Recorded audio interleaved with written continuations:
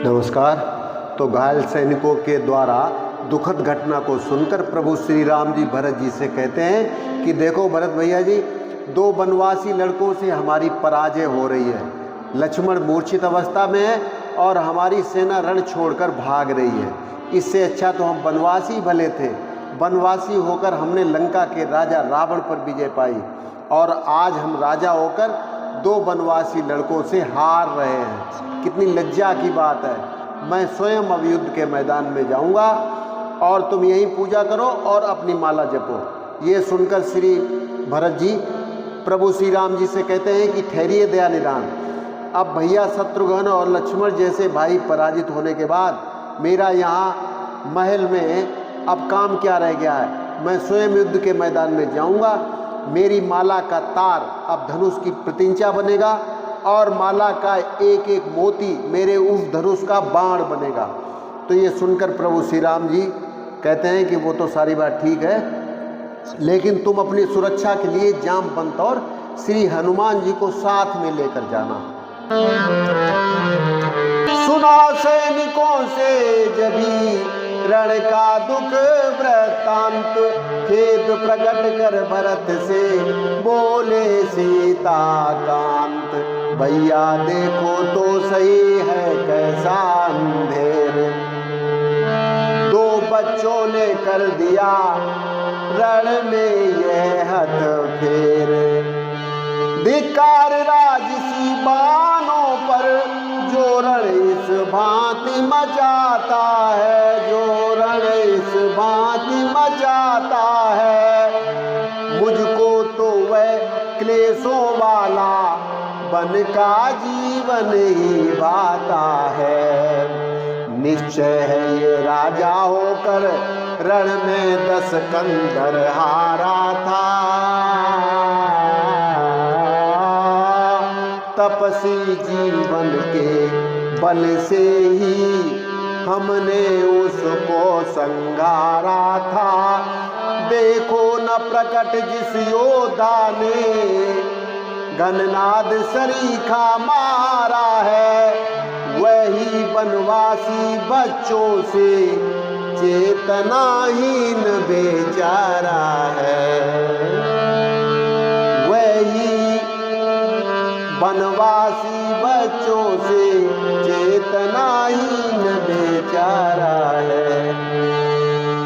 हे भरत बताओ तुम्ही आज कैसे ये पूर्ण समस्या हो। जो जग की रक्षा करता है उसकी अब क्यों कर रक्षा हो।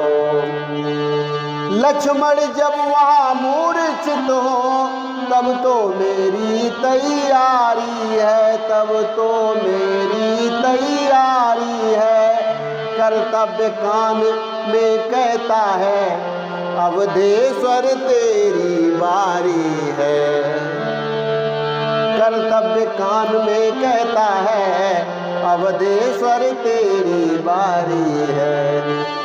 ये सुनकर बोले भरत ठहरे दया निधान, जब तक जीवित दास है ऐसा करे न ध्यान। मेरी उत्कर्ष उत्कंठा है, मेरी उत्कट उत्कंठा है। जीवन को धन्य बनाऊं मैं, अपने ठाकुर की प्रतिमा पर अपना सर्वस्व चढ़ाऊं मैं।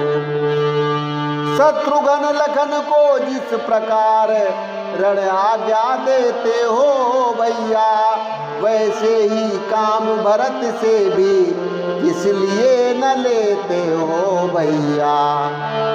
वैसे ही काम भरत से भी इसलिए न लेते हो भैया। प्रभु बोले मेरे लिए हैं सब भ्रात समान, किंतु तुम्हारे साथ है कुछ संबंध महान। लक्ष्मण सा योद्धा भाई जब मूर्छित रण में हो जाएगा, तो मालाएं जपने वाला किस भांति वहां जय पाएगा। बस इन्हीं विचारों से तुमको अब तक रोक रहा भैया, बदले में ज्वाला के भीतर अपने को झोंक रहा भैया। भरत उसी क्षण कह उठे, अभी ठहरिए नाथ, आज देख तो लीजिए बाला के भी हाथ। कुछ वर्षों तक तपसी बालक ऐसा अंधेर मचाएंगे, तो 14 वर्षों वाले क्या कर तब कुछ भी न दिखाएंगे। वर्षों तक तार तपा है जो, वह अब कमान बन जाएगा, वह अब कमान बन जाएगा। माला का एक एक दाना सायक महान बन जाएगा। प्रभु बोले ये बात है तो तैयार हो जाओ, जामवंत हनुमंत को साथ साथ ले जाओ। शीश नवा कर जब भरत होने लगे तैयार, तब बोले हनुमान से इस प्रकार सरकार, मेरे हित जिसने राज छोड़ वनवास ग्रहण कर डाला था, वनवास ग्रहण कर डाला था। मेरा अनन्य आराधन कर सर्वस अर्पण कर डाला था, वही अब न्योछावर करता प्राणों को मेरे ऊपर है। रक्षा का उसकी भार आज बजरंग तुम्हारे ऊपर है। पवन तनय से कह चुके जब यो मन के बैन, जामवंत से तब लगे कहने करुणा ऐन। फंदे में नाग पास के जब सारा बानर दल आया था,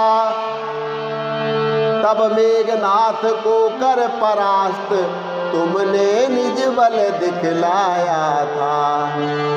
उस बल का उस कौशल का फिर जग को परिचय देते आना, बन के तपस्वी बच्चों को बंदी करके लेते आना।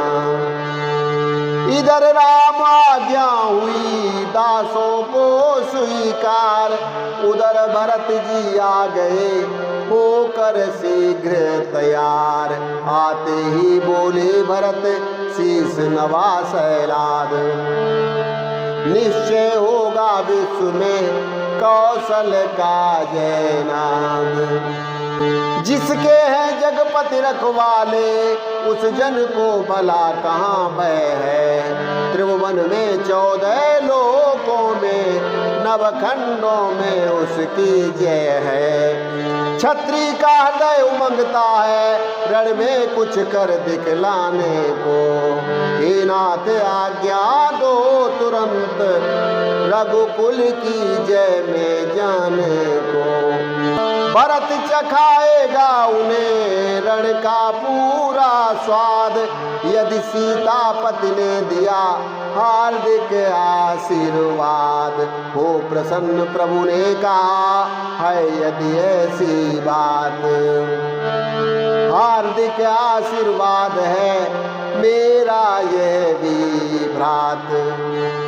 विश्व तुम्हारे चरित का गाएगा निज गीत, रघुवंशी रघुवंश की होगी अंतिम जीत।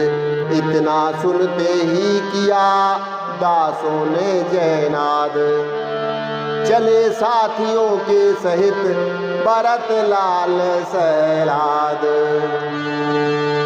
मांडवी नाथ कारण प्रयाण जग को भरमाए लेता है, जग को भरमाए लेता है। वह शांत ढंग वह श्याम अंग रघुवर को धोखा देता है। वह शांत ढंग वह श्याम अंग रघुवर को धोखा देता है। तो आज के लिए इतना ही, कल फिर मिलते हैं। नमस्कार, जय श्री राम।